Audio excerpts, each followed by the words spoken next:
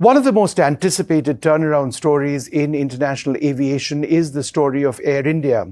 But with that mega transformation program have been several challenges. Now, those impact not just Air India, but in some cases the international aviation sector as well. Geopolitical events certainly have a bearing on how airlines out of India have had to operate and are operating now.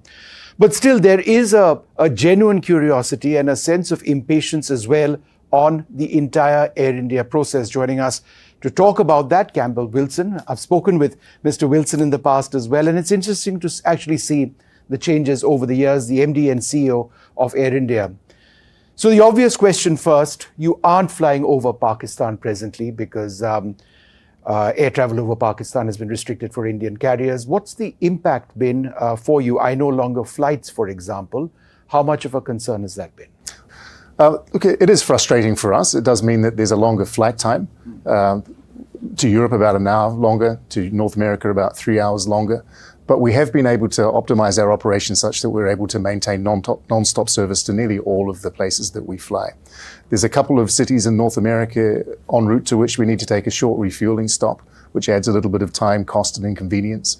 So it's frustrating for us, it's frustrating for passengers, but it really is part and parcel of international aviation that we have to make these accommodations. And so we're just getting on with business as best we can. You are exploring a new route, right, for flights to the west coast of the United States. Where does that stand? Could you tell us about those operations, how they've actually helped to overcome the problems that you face on the Pakistan front? Well, on some of our flights to San Francisco, we now route through Kolkata. We take a refueling stop in Kolkata, but that's very limited. Most of the routes we operate to North America are operating non-stop still and will continue to do so. Now, the addition of extra flights into North America, we would certainly like to do, but that is a function of aircraft deliveries, not airspace restrictions. When you do have those new aircraft to operate more routes into North America, which is key to your overall expansion, those would also presumably be impacted by airspace restrictions, right? Well, we don't know how long these restrictions last. Last time there were such tensions that lasted 6 months or so. We don't know what the case will be this time. We just need to configure our business to whatever environment exists at the time and deploy accordingly.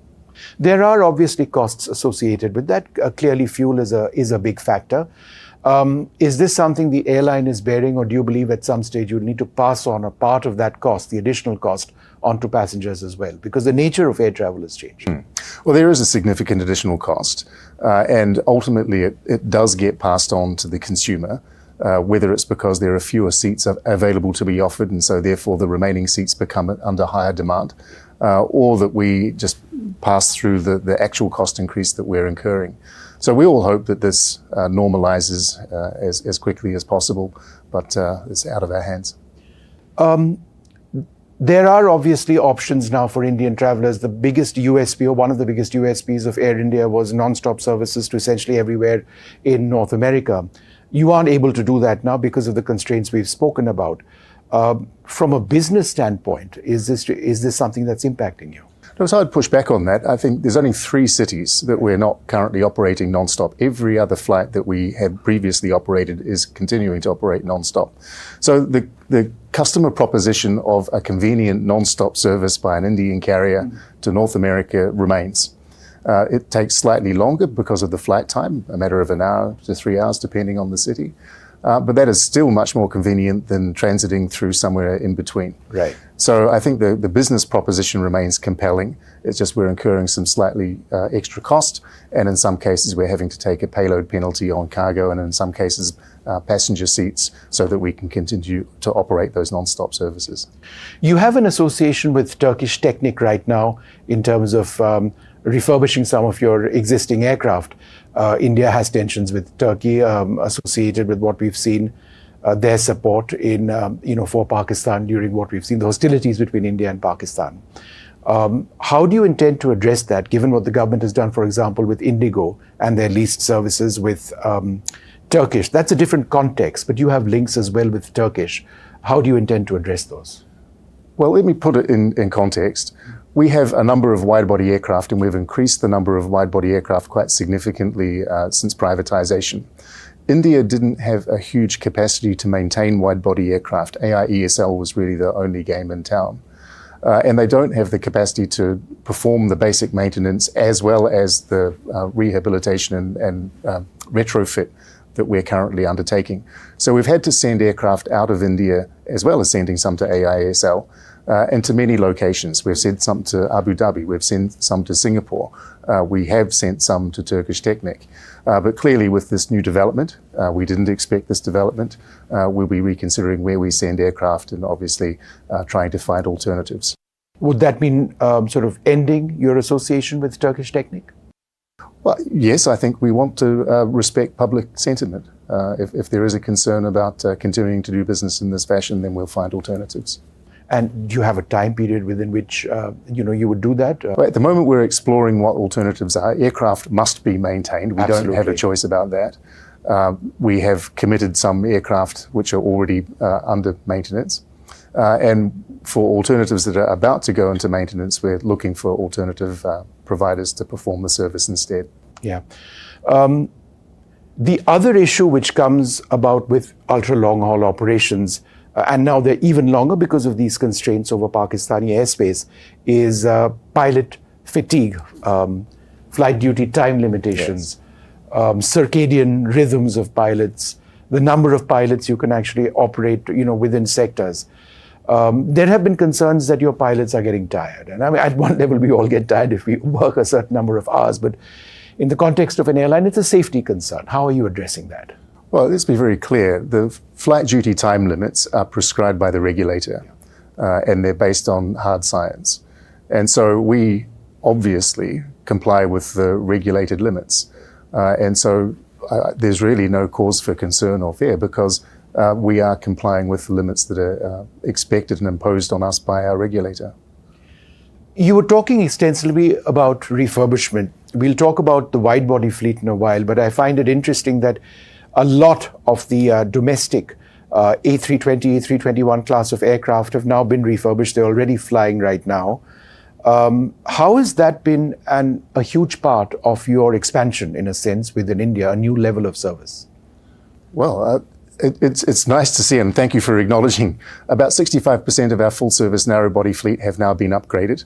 The rest which will be completed by the end of this calendar year, with a couple of exceptions that may spill over into 2026. But the customer response is very, very apparent. We now have a NPS score of over 50 domestically thus far this month, which is a record for Air India, but also a record for Vistara. Yeah. And so I think that the new Air India is now increasingly visible within India, particularly on the metro-retro routes, and will become ubiquitous very shortly.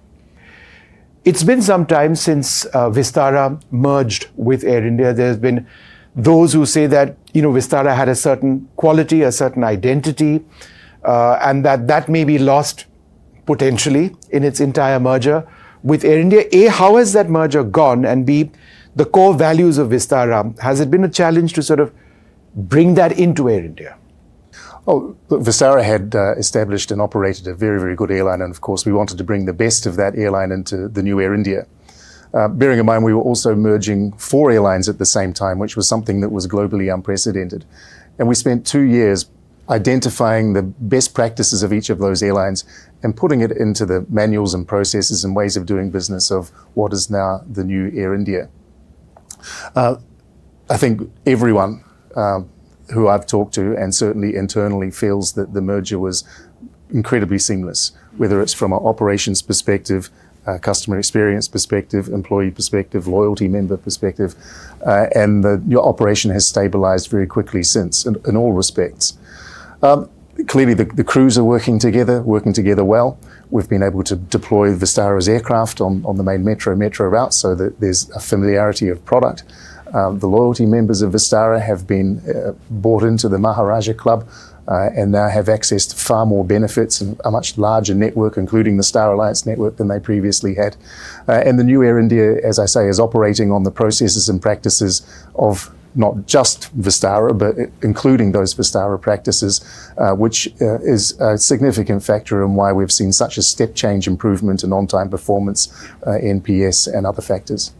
Your A350 services have been very well accepted. People notice the quality of the aircraft, the interiors, the service. But there's this huge impatience associated with, we need more planes, more routes. Why is it that some routes have these great aircraft and others have old planes, yes, where in-flight entertainment isn't working, etc., etc.? Lots of complaints.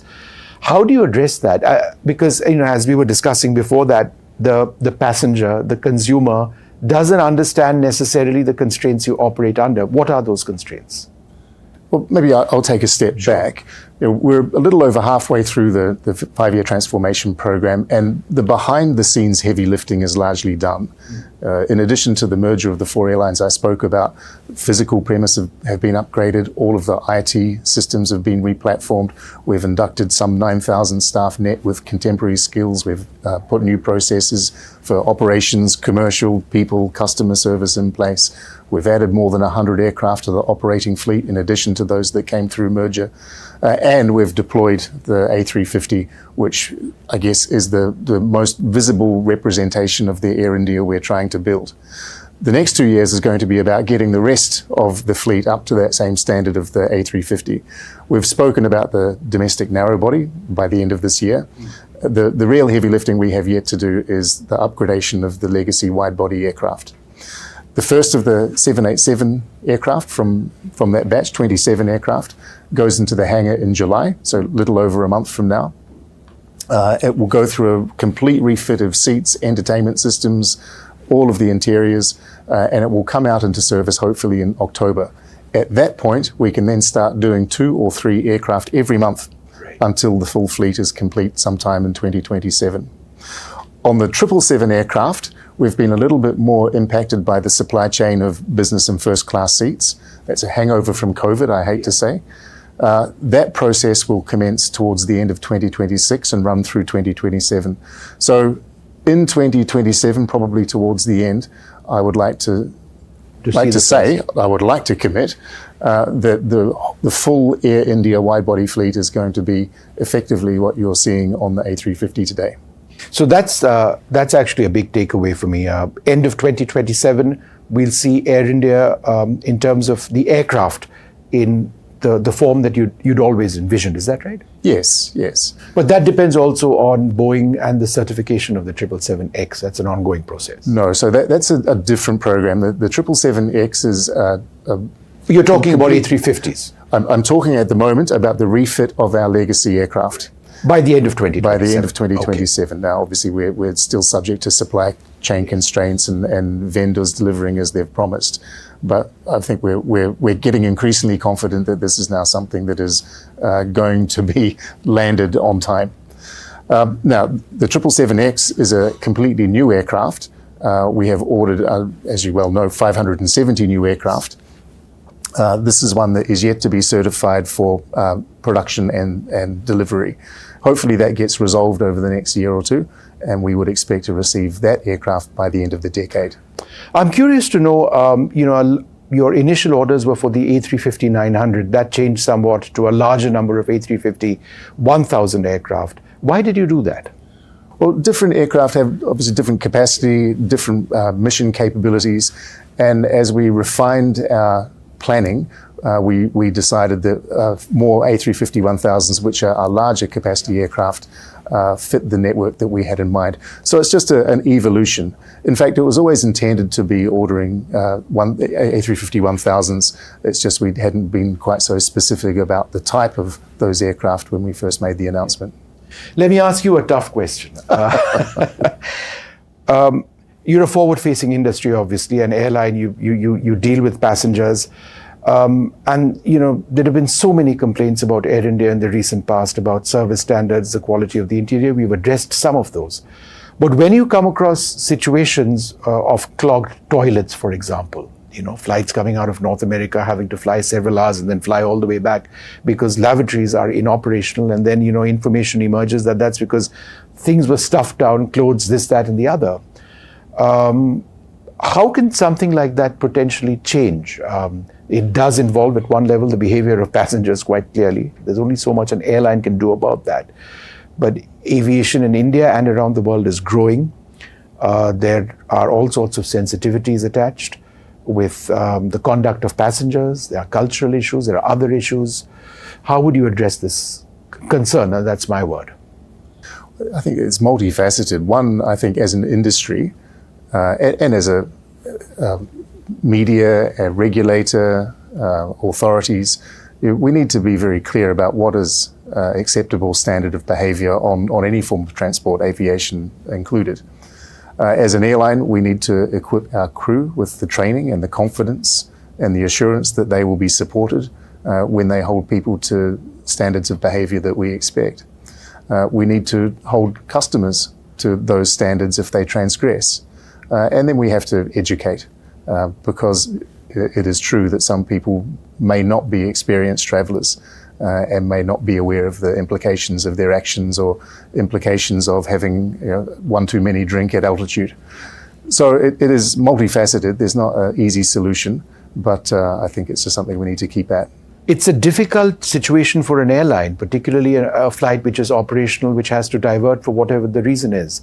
And it's a financial hit as well for you, isn't it? It's very expensive and very inconvenient to the other few hundred passengers who are aboard the aircraft. And subsequent flights. And those that are waiting at the other end for the aircraft to arrive. Yeah, right. And so that's something that you are working on, training your crew and whether it's ground staff or in-flight crew as well. I mean, that's an active part of your training. Absolutely. It's a very much stepped up part of our training program, arising from incidents that have occurred over the past few years. Do you get the support from the DGCA that you seek in this? Yes, we do. Blacklisting passengers? Yes, we do. So in times past, if there was an incident on board our aircraft that we felt we wanted to report to the police, our crew would need to physically go to the police premises and oftentimes wait many, many hours to be able to report.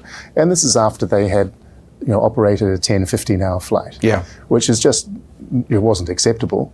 And the authorities have realised this as being an impediment to reporting and therefore encouraging good behaviour. So they've changed the process so that our crew can be able to do their duty of reporting without having to be so inconvenienced in the process. So people are recognising the issue, the solutions are coming into place. It's not an easy problem to solve, but I think there's a concerted and shared vision to solve it. Yeah. Just one or two more questions. Firstly, again, the scrutiny of the DGCA. There have been a couple of instances when there have been fines which have been placed on Air India, concerns about safety, engineering practices.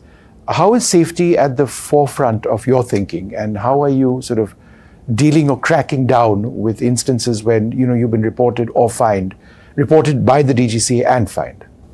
Well, I think you're making very general statements here. January, there was one instance, I recall. So it's absolutely front and centre.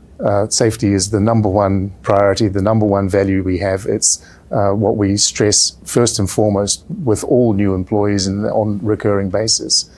It requires adherence to, it requires clear policy, it requires clear training, it requires adherence to the processes and practices that we prescribe.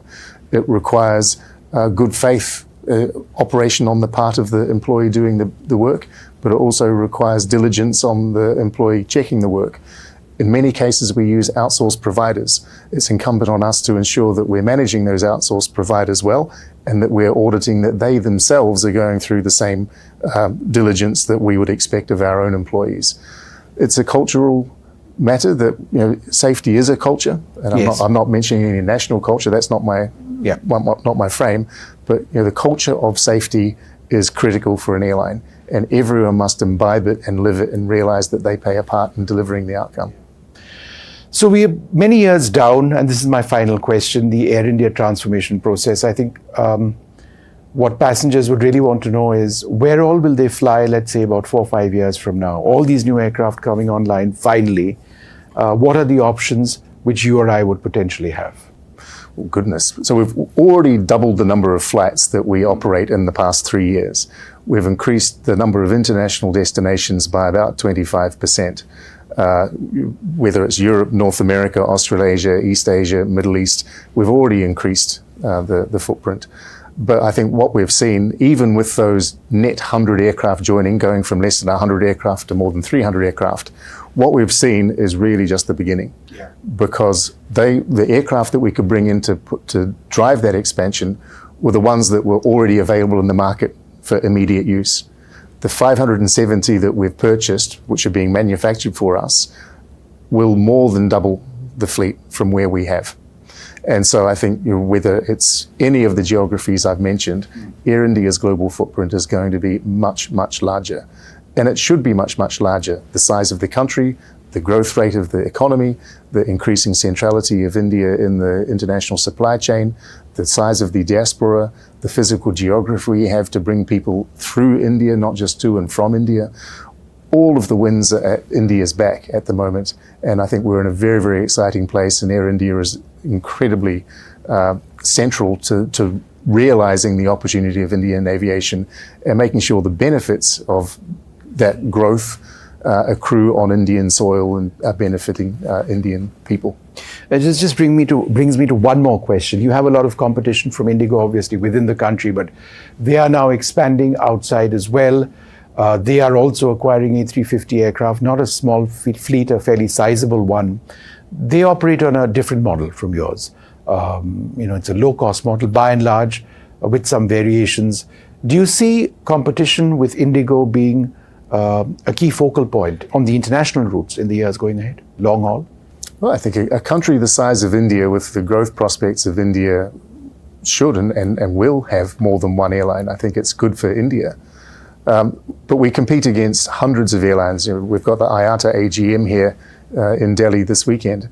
And there are more than 200 airlines, most of whom fly to India in some way, shape or form. Mm-hmm. And we compete against them every day.